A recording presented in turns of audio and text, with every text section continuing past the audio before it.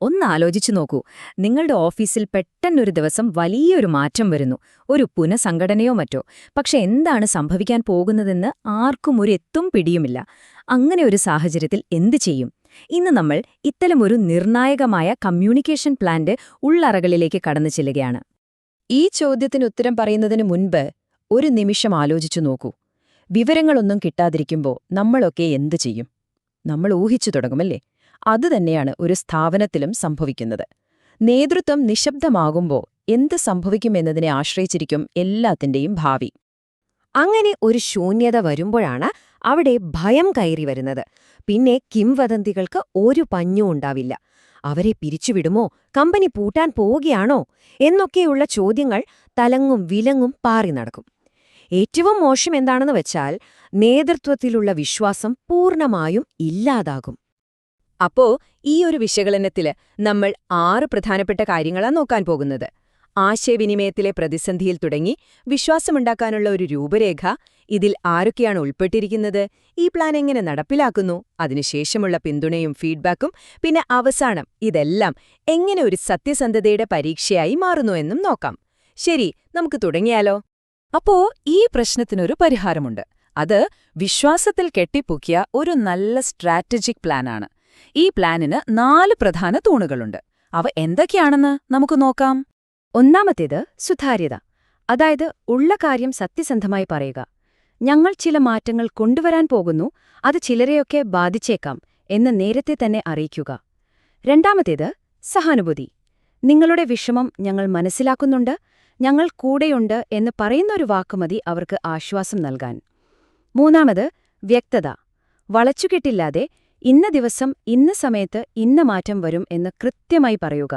അവസാനം ഏകോപനം. സിഇഒ മുതൽ ടീം ലീഡർ വരെ ഒരേ സ്വരത്തിൽ സംസാരിക്കണം. ഇനി നമുക്ക് ഈ പ്ലാനിലെ പ്രധാനപ്പെട്ട ആളുകളിലേക്ക് വരാം.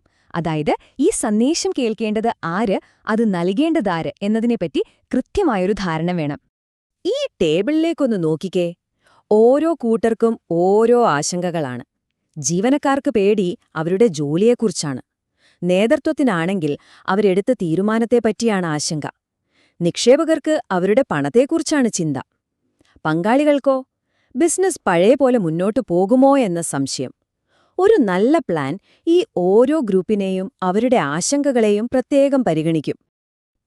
ഈ ഒരു വാചകം ഇതുമാത്രം മതി ജീവനക്കാർക്ക് ഒരു സമാധാനം കൊടുക്കാൻ.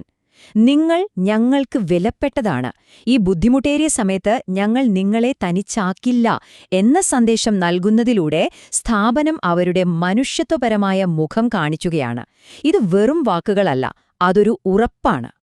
ഇവിടെ സിഇഒ ഒരു കപ്പലിലെ ക്യാപ്റ്റനെ പോലെയാണ്. അദ്ദേഹം വലിയ ചിത്രം നൽകുന്നു.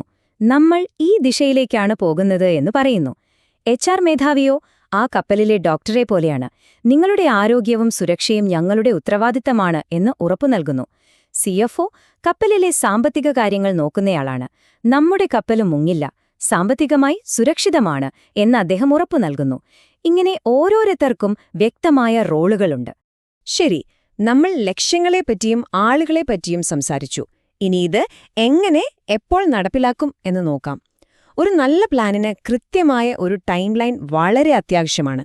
ഇതൊരു സിനിമയുടെ സ്ക്രിപ്റ്റ് പോലെയാണെന്ന് വിചാരിക്കാം. ആദ്യം ഡയറക്ടർ, അതായത് നമ്മുടെ നേതൃത്വം, സ്ക്രിപ്റ്റ് എഴുതുന്നു.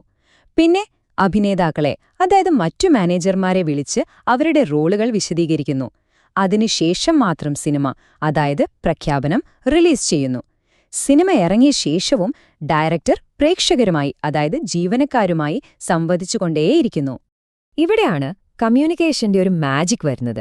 ഒരൊറ്റ സന്ദേശം, പക്ഷേ അവതരണം 2 രീതിയിൽ. ജീവനക്കാരോട് സംസാരിക്കുമ്പോൾ ഒരു സുഹൃത്തിനോട് പറയുന്ന പോലെയാണ്. നിനക്ക് കുഴപ്പമൊന്നുമില്ലല്ലോ, എന്ത് സഹായം വേണമെങ്കിലും ചോദിക്കണം എന്ന് പറയുന്നത് പോലെ. എന്നാൽ നിക്ഷേപകരോട് സംസാരിക്കുമ്പോൾ അതൊരു ബിസിനസ് മീറ്റിംഗ് പോലെയാണ്. നമ്മുടെ നിക്ഷേപം സുരക്ഷിതമാണ്, ദീർഘകാലത്തേക്ക് ഇത് ഗുണം ചെയ്യും എന്ന് ഉറപ്പു നൽകുന്നതുപോലെ. ഒരു വലിയ പ്രഖ്യാപനം ഒരു കൊടുങ്കാറ്റ് വന്നു പോയ പോലെയാണ്. അത് കഴിഞ്ഞാലും അതിന്റെ അലയൊലികൾ ബാക്കിയുണ്ടാകും. ആ സമയത്താണ് ആളുകൾക്ക് ഏറ്റവും കൂടുതൽ പിന്തുണ വേണ്ടിവരുന്നത്. അതുകൊണ്ട് പ്രഖ്യാപനമെന്നത് ഒരു തുടക്കം മാത്രമാണ്, ഒരിക്കലും ഒരു അവസാനമല്ല. ഇവിടെ വെറും വാക്കുകൾ കൊണ്ടല്ല കാര്യം, പ്രവർത്തിച്ചു കാണിക്കണം. പുതിയ ജോലി കിട്ടാൻ സഹായിക്കുക, പുതിയ കഴിവുകൾ പഠിപ്പിക്കുക, മാനസികമായി തളർന്നിരിക്കുന്നവർക്ക് കൗൺസിലിംഗ് നൽകുക.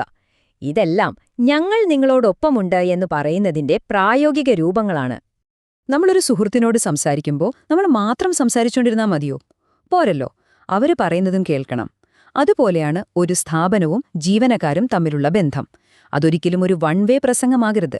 അതൊരു സംഭാഷണമായിരിക്കണം. കേൾക്കാനും ഒരിടം കൊടുക്കണം. ചിലർക്ക് എല്ലാവരുടെയും മുന്നിൽ സംസാരിക്കാൻ ഒരു മടിയുണ്ടാവും, അല്ലേ? അവർക്ക് പേര് വെളിപ്പെടുത്താതെ അഭിപ്രായം പറയാൻ സർവേകൾ സഹായിക്കും. മറ്റു ചിലർക്ക് സംശയങ്ങൾ നേരിട്ട് ചോദിക്കാനായിരിക്കും താൽപ്പര്യം. അവർക്കായി ഓപ്പൺ ഫോറങ്ങൾ ഒരുക്കാം. ഇനി ചിലർക്ക് ഒറ്റയ്ക്ക് സംസാരിക്കാനാവും ഇഷ്ടം.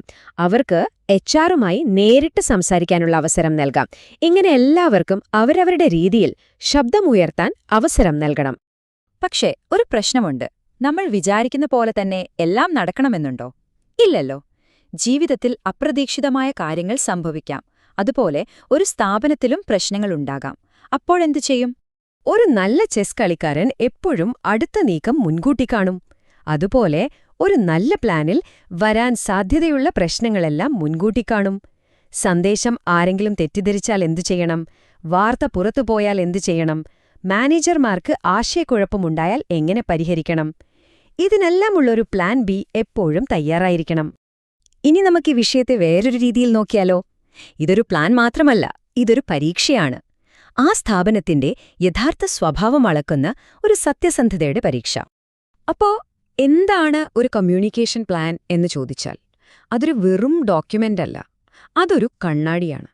ഒരു പ്രതിസന്ധി ഘട്ടത്തിൽ ഒരു സ്ഥാപനം എങ്ങനെയാണ് അതിന്റെ ആളുകളോട് പെരുമാറുന്നത്, അതിന്റെ യഥാർത്ഥ സ്വഭാവം എന്താണ് എന്ന് കാണിച്ചു തരുന്നൊരു കണ്ണാടി. ഒരു കാര്യം ഓർക്കണം, ഇതിന്റെ ലക്ഷ്യം ആളുകളെ പറഞ്ഞു പറ്റിക്കാനോ കാര്യങ്ങൾ ഒളിപ്പിച്ചുവെക്കാനോ അല്ല, മറിച്ച് ഒരു കമ്പനിയുടെ ഏറ്റവും വലിയ സ്വത്തായ വിശ്വാസം അത് സംരക്ഷിക്കാനാണ്. ആ വിശ്വാസം പോയാൽ പിന്നെ എല്ലാം പോയതിന് തുല്യമാണ്. അപ്പോ ഈ വിശകലനം നമ്മളെ ഒരു വലിയ ചോദ്യത്തിനു മുന്നിലാണ് കൊണ്ടുനിർത്തുന്നത്. എങ്ങനെയാണ് നമുക്ക് സുതാര്യത, സഹാനുഭൂതി, വ്യക്തത ഇതെല്ലാം ഒരുമിച്ച് കൊണ്ടുപോകാൻ പറ്റുന്നത്? ഇത് വെറും ഒരു ബിസിനസ് തന്ത്രത്തിന്റെ ചോദ്യമല്ല, മറിച്ച് നമ്മുടെ മനുഷ്യത്വത്തിന്റെ തന്നെ ഒരു ചോദ്യമാണ്. ഇതിനെക്കുറിച്ച് ചിന്തിക്കുക.